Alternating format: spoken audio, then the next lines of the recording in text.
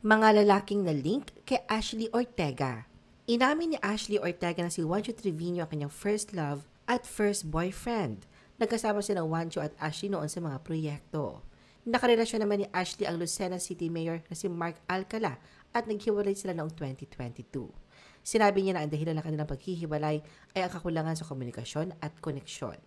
Hindi naman itinanggi ni Ashley na naging close lang ni Sian Lim kahit na halos ilang buwan na natapos noon ang teleseryeng Hearts on Ice. Sa kabila ng mga intriga na nag-uugnay sa kanilang dalawa, sinabi ni Ashley na wala namang nabago sa kanilang pagiging magkaibigan. Samantala, kasalukuyang kumakalat ang mga video clips at mga larawan ngayon ng mga kapuso sparkle artists na sina Mavi Legaspi at Ashley Ortega na magkasama sa Cebu. Nagdulot ng ingay ang dalawa matapos makita silang magkasamang dumalo sa mga sinulog festivities.